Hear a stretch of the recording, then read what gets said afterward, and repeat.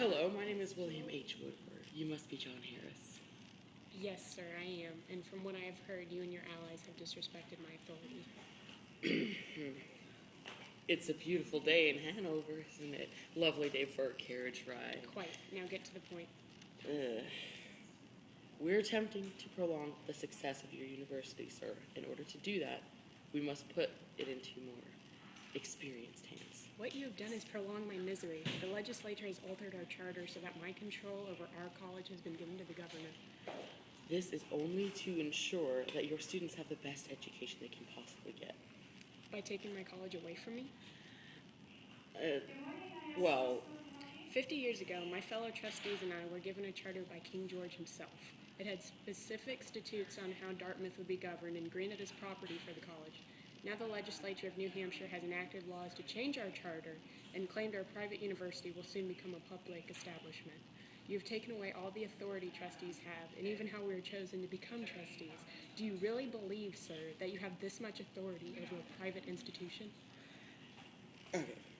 First, I must say that we are no longer under British rule. I mean, we had a whole revolution over that. Although it is a fact that the king allowed for Dartmouth College to be private, that changes nothing. I thought you might say that.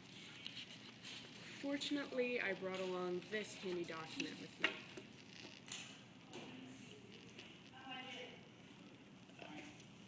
The Constitution of the United States. Why, of course.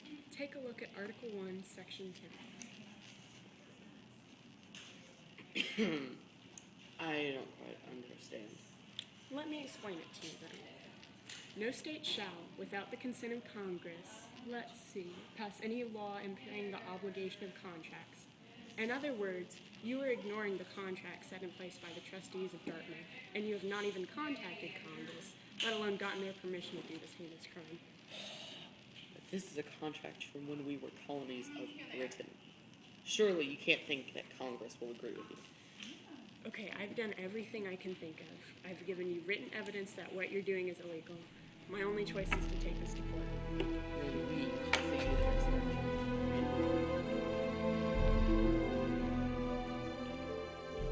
We are gathered today in the year of our Lord, 1818, to discuss the issue at hand regarding the Dartmouth College, a private institution, and the William H. Woodward. Each party will raise hand when called upon. Is the petitioner here today? I am, sir. Please state your name and the party you represent. I am John Harris, representing Dartmouth College, sir. And what is your claim against the accused? We at Dartmouth College claim the accused of the New Hampshire legislature to be guilty of creating a mandate that impairs the obligation of the contract set forth between Great Britain and Dartmouth College that established the said institution as private.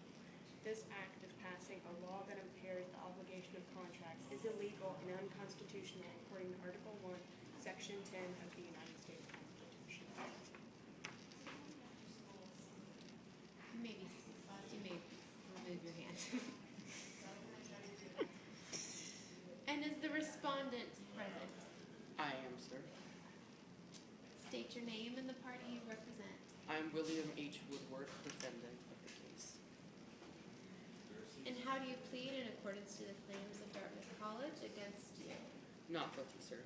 It is our view that a contract as archaic as the one in question, set forth between King George and Dartmouth College, even before our revolution, is, due to its age and constituents, obsolete.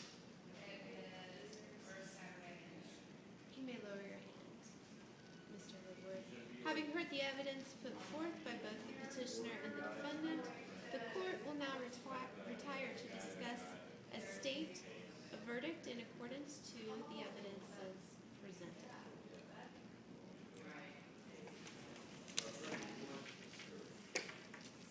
The court has now reached a verdict.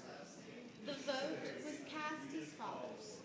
Six votes to 1, with the majority holding that the college's corporate charter qualifies as a contract between private parties, and that the legislature cannot, therefore, interfere.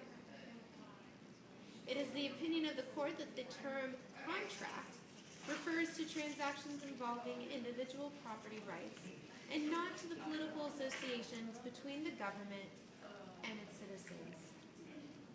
Court dismissed.